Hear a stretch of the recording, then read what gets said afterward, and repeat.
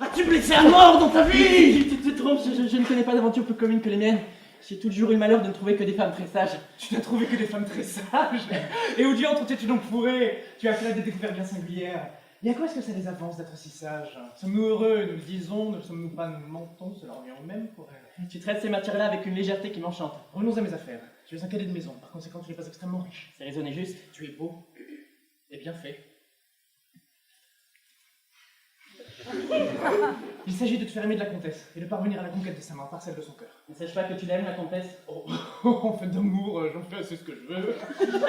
J'aimais la comtesse parce qu'elle est aimable, je devais l'épouser lorsqu'elle est riche et que je n'avais rien de mieux à faire, mais dernièrement, pendant que j'étais à ma terre, on m'a proposé une demoiselle de Paris que je ne connais pas et qui m'offre 12 000 livres de rente. La comtesse n'en a que 6. J'ai vite calculé que 6, pas moins que 12. Oh, l'amour que j'avais pour elle, devait-il honnêtement tenir bon devant un calcul si raisonnable? Ça aurait été ridicule. 6 doivent reculer devant 12, n'est-il pas?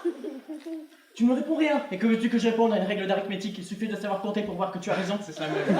Qu'est-ce qui t'embarrasse, madame? Pourquoi tant de cérémonie pour quitter la comtesse? Il s'agit d'être infidèle, d'aller la trouver, de lui porter ton calcul, de dire madame, comptez par vous-même, voyez si je me trompe, voilà tout. Il y a une petite épine qui m'arrête.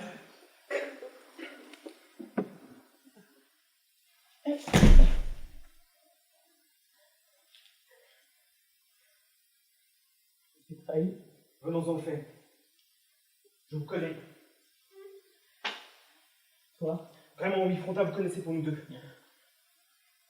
Coquin et t'a-t-il dit qui j'étais? Il m'a dit que vous étiez une fille, et voilà tout. Et moi je l'ai cru car je ne chicane sur la qualité de personne.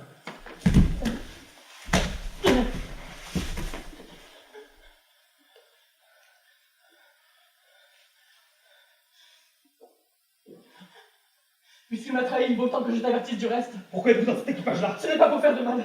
Je crois bien. Si c'était pour cela que vous déguisiez pas votre sexe, ce serait perdre vos commodités. Je t'avoue que j'avais envie de cacher la vérité parce que mon déguisement vient d'une dame de condition, ma maîtresse, qui a des vues sur un monsieur Lélio que tu verras et qu'elle voudrait détacher d'une inclination qu'il a pour la comtesse à qui appartient ce château. Quelle espèce de commission nous avons-elle auprès de ces Lélio, soubrette? Pas du tout, ma charge sous cet habit, c'est d'attaquer le cœur de la comtesse.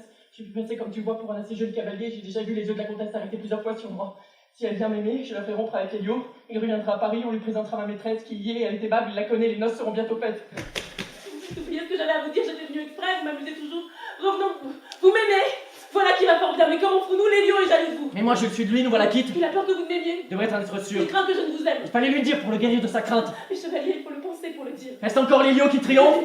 Lélio commence bien à me déplaire. Qui l'achève donc et nous laisse en C'est le repos. caractère le plus singulier. L'homme le plus Je ennuyant. ne sais quel parti prendre avec lui. Partie de la raison. La raison, moi, la raison. La raison ne pète plus pour lui, non plus de mon cœur. Il faut qu'il perde son procès. Conseillez-vous, je crois, qu'effectivement il en faut venir là. Oui, mais de votre cœur, qu'en ferez-vous? Mais de quoi vous mêlez-vous? Vous le saurez tout. C'est que vous avez des longueurs qui me désespèrent. Vous êtes impatient, personne n'est comme vous. On est ce que l'on peut quand on vous aime. Attendez!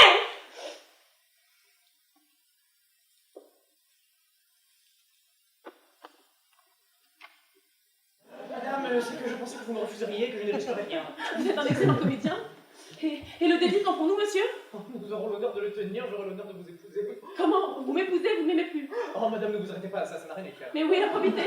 Il le dédie, madame, vous voulez la quitter? Allez. J'en ai plus.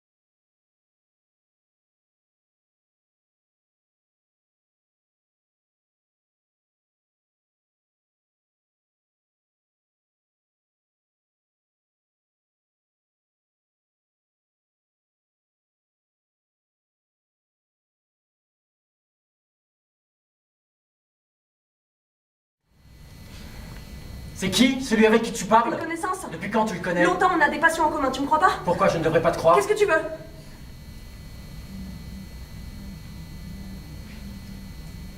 Qu'est-ce que tu voulais dire par peut-être que nous sommes trop durs l'un pour l'autre?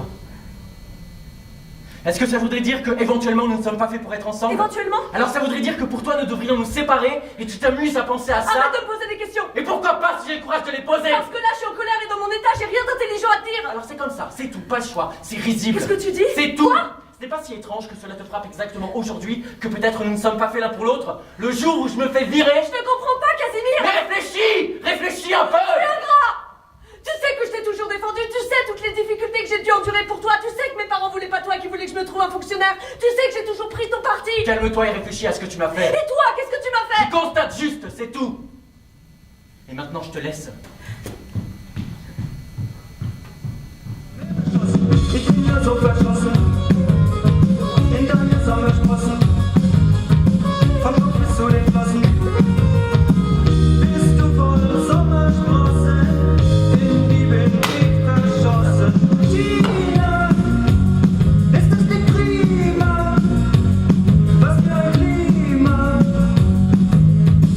Haben wir hier schlechtes Klima? Fahren wir sofort nach Lima.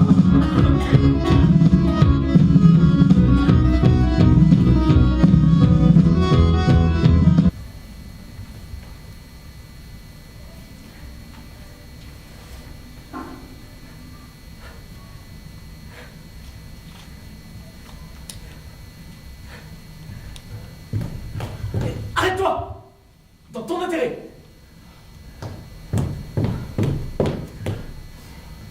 Merde. Pourquoi merde? Parce que quand un homme dit ça, c'est qu'il a des arrière-pensées. Je n'ai plus d'arrière-pensée depuis que je suis redevenu sobre. Arrête de boire, s'il te plaît. Non! Moi, ce soir, je bois ce que je veux!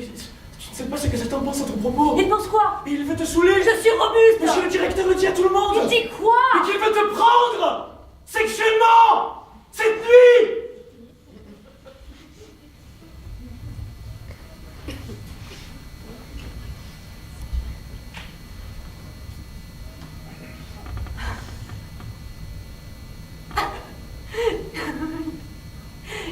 Il me veut? Oui, il me l'a dit comme si ça n'était rien. Cet homme n'est pas pour toi. Allez, viens.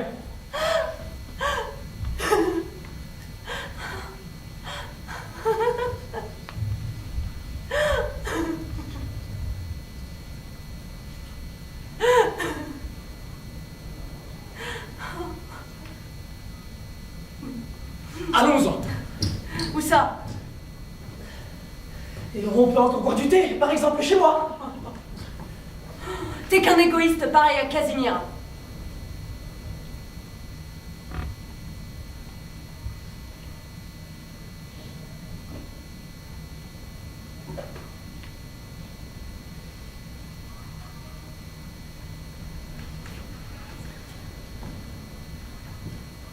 Je te comprends pas. Oui, bien sûr, monsieur Casimir. Je m'appelle Eugène. Et moi, Caroline!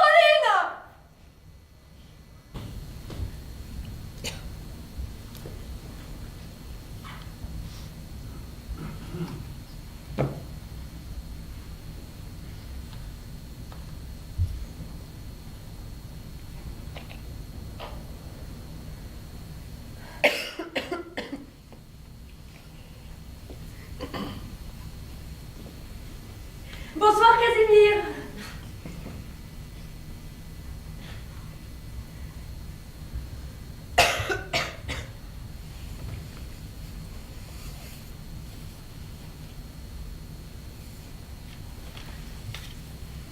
N'ai pas l'air aussi satisfait. Pareil. Tu avais raison. Pourquoi maintenant? En fait, je voulais seulement manger une glace et après le zeppelin est parti et j'ai fait des tours de la neige et tu as dit que je te quittais automatiquement. Automatiquement, tu as dit. C'est vrai, Caroline. Pendant un moment, je me suis imaginé pouvoir gagner un avenir meilleur. J'ai joué avec des tas de pensées, mais je devais tellement m'abaisser pour pouvoir m'élever. Par exemple, j'ai sauvé la vie de monsieur le directeur, mais il voulait rien savoir. Bien sûr. Et tu avais dit que monsieur le directeur voulait m'utiliser que pour ton plaisir et que je t'appartenais, et t'avais raison. Mais je m'en fiche. Je suis loin de tout ça maintenant. Il n'y a pas de fantôme, surtout pas entre les hommes et les femmes.